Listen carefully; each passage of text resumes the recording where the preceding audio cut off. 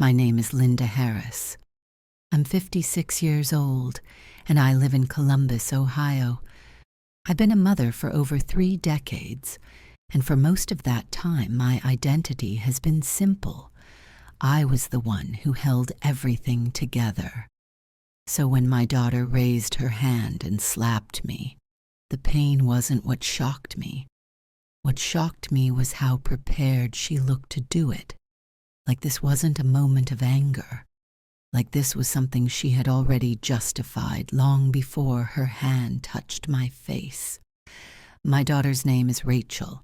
She's 31 now, married, educated, confident.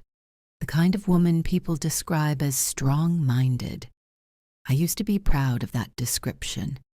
I raised Rachel mostly on my own. Her father and I divorced when she was young, and from that moment on, I became the stable one, the predictable one, the parent who showed up no matter how tired or overwhelmed I was. I worked as an administrative assistant for most of my life. Nothing glamorous, just steady work, long hours, and a paycheck that always went to someone else's needs before my own. I skipped vacations. I postponed dreams. I told myself I'd rest later. Later never came. The argument happened on a Sunday afternoon at Rachel's house, just outside downtown Columbus. Clean place, neutral colors, everything carefully arranged, including emotions. Her husband, Mark, was home too. He leaned against the wall near the kitchen, arms crossed, watching quietly. We were arguing about money. Again. Rachel said I was controlling, that I always brought up everything I'd done for her, that I made her feel small. I told her I wasn't trying to control her. I was trying to stop feeling used.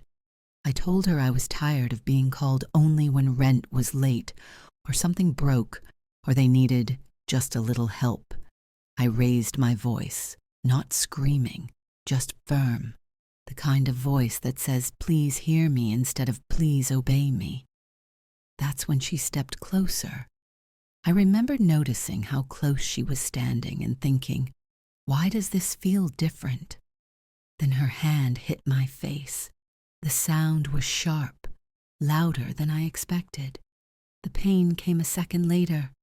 The room went quiet. I turned instinctively toward Mark.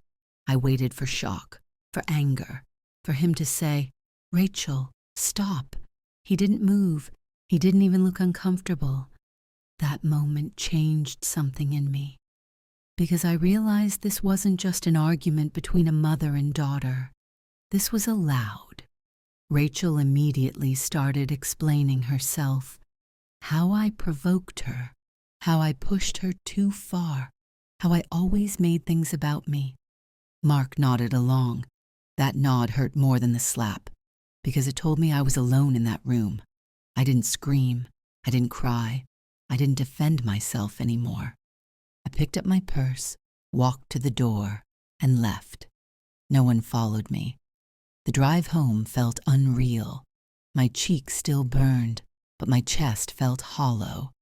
I replayed the conversation again and again, searching for the moment where I deserved what happened. I couldn't find it. Over the next few days, I waited for an apology. It never came. Instead, I received a long message explaining why I was wrong, why I needed to respect boundaries, why Rachel felt unsafe around me. Unsafe. That word sat in my chest like a stone. I had spent my entire adult life making sure she was safe, and now I was the threat. That's when I understood something I never wanted to understand. Love doesn't always protect you. Sometimes it watches. Sometimes it justifies. Sometimes it chooses comfort over truth.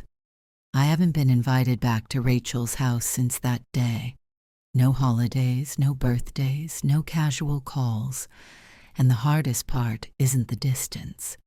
It's realizing that the child I raise no longer sees me as her mother, only as a problem she needs space from. I still love her, but I've learned something painful and necessary. Love without boundaries becomes permission, and I am no longer giving permission to be hurt.